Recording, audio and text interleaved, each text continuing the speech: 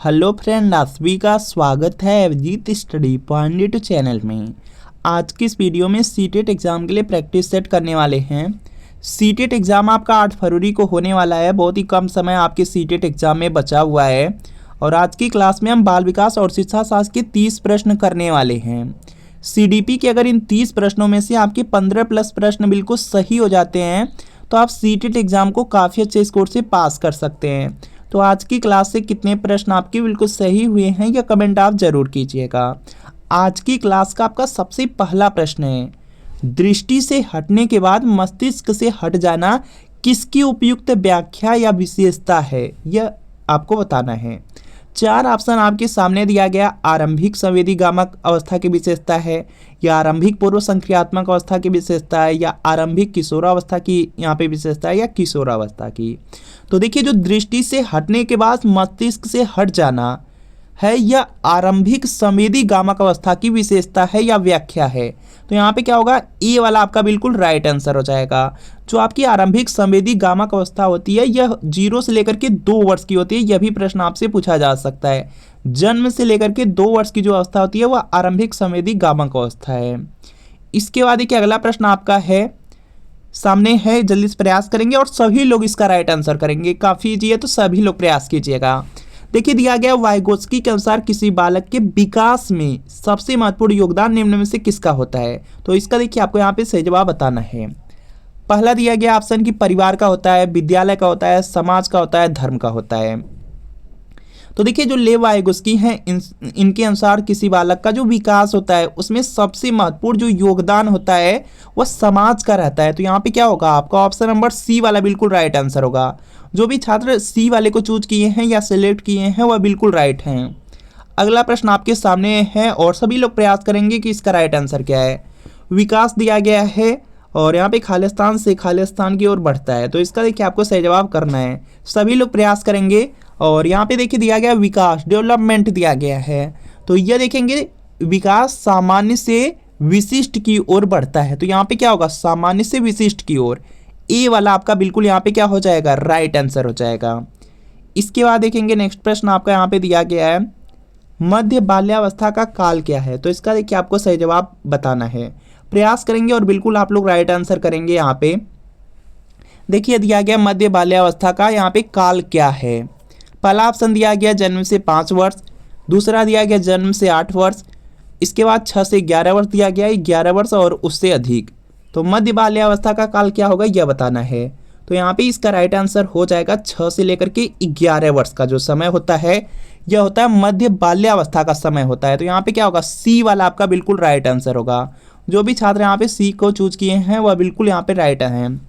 इसके बाद देखिए अगला प्रश्न आपका यहाँ पे आ जाता है, यहाँ पे निम्नलिखित में से कौन प्रमाणीकृत परीक्षण है। तो इसका देखिए आपको यहाँ पे सही जवाब बताना है। 4 ऑप्शन दिए गए हैं, चारों ऑप्शन पढ़ेंगे। तो देखिए, जो प्रमाणीकृत परीक्षण है यह हो जाएगा कुडर पसंद रिकॉर्ड हो जाएगा। जो डी वाला दिया गया, डी वाला बिल्कुल राइट आंसर होगा। अगला प्रश्न आपके सामने है यहाँ पे कि किसी लक्ष्य के आकर्षण को बढ़ाने या घटाने वाली स्थितियाँ हैं। तो इसका देखिए आपको सही जवाब बताना है। तो प्रयास करेंगे और राइट आंसर आप लोग करेंगे। तो यहाँ पे देखेंगे 4 ऑप्शन दिया गया है, आवश्यकता है, अंतर्नोद है, अभिप्रेरक है, प्रलोभन है। किसी लक्ष्य के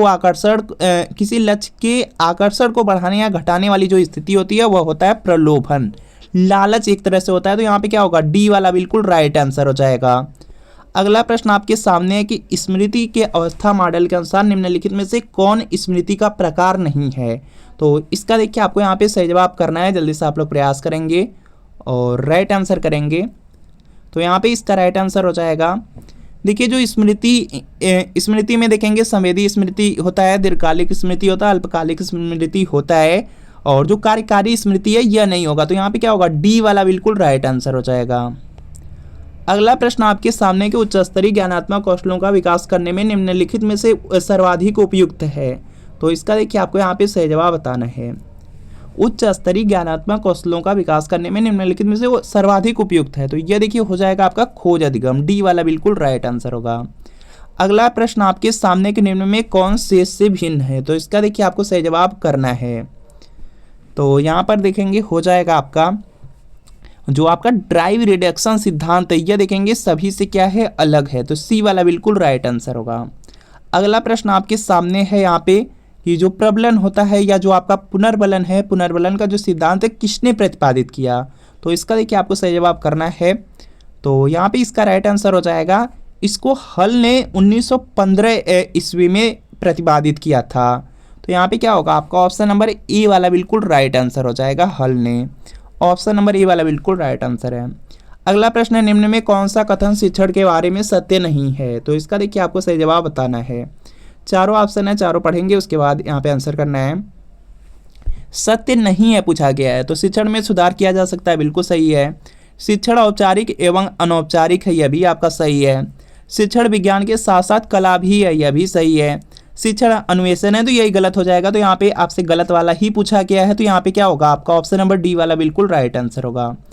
अगला प्रश्न है कि कक्षा में विद्यार्थियों की रुचि बनाए रखने के लिए एक शिक्षक को उचित है। तो इसका देखिए आपको सही जवाब बताना है। तो यहाँ पे इसका राइट आंसर यहाँ से होगा, देखिए कक्षा में विद्यार्थियों को रुचि बनाए रखने के लिए एक शिक्षक को उचित है।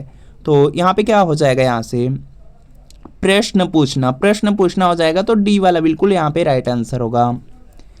इसके बाद देखिए यहाँ पे नेक्स्ट प्रश्न आ जाता है, निम्न में कौन श्रव्य दृश्य सामग्री का उद्देश्य है। तो इसका देखिए आपको यहाँ पे सही जवाब करना है, जल्दी से आप लोग प्रयास करेंगे और राइट आंसर करेंगे। श्रव्य दृश्य यहाँ पे सामग्री का उद्देश्य है, शिक्षण को प्रभावशाली बनाना दिया गया, बिल्कुल सही है।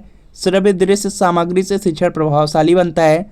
सकारात्मक सृजनात्मकता उत्पन्न करना, यह भी सही है। छात्रों को क्रियाशील बनाना, यह भी सही है। विषय वस्तु में अरुचि उत्पन्न करना, अरुचि दिया गया है तो यह गलत हो जाएगा। तो यहाँ पे आपसे उद्देश्य वाला पूछा गया है, तो यहाँ पे फर्स्ट सेकंड थर्ड वाला क्या होगा, सही होगा। और इस तरह से दिया गया है आपके ऑप्शन नंबर ए वाले कूट में, तो ए वाला राइट आंसर होगा। अगला प्रश्न आपके सामने है कि निम्नलिखित में से समस्या समाधान को क्या बाधित नहीं करता। तो इसका देखिए आपको सही जवाब बताना है।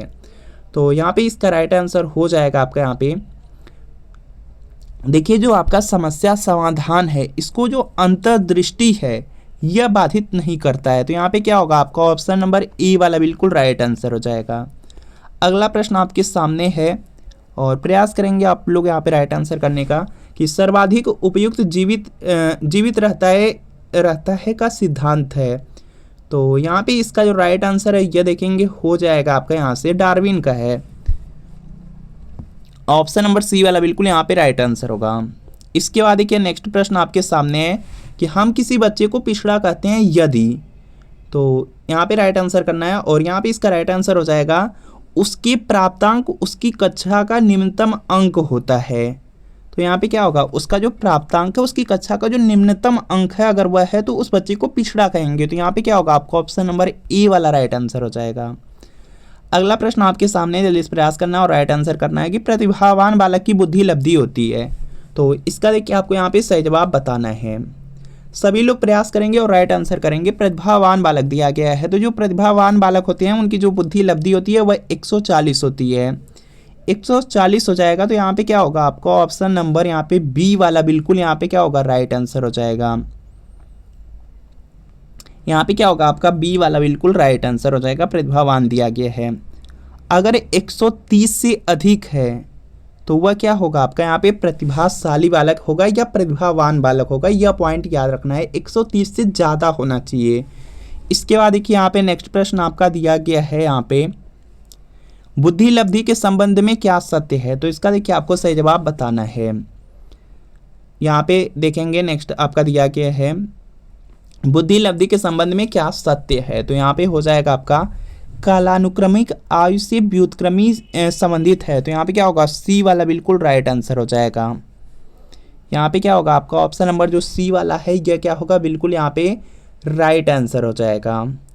इसके बाद देखते हैं यहाँ पे नेक्स्ट प्रश्न आपका दिया गया है, यहाँ पे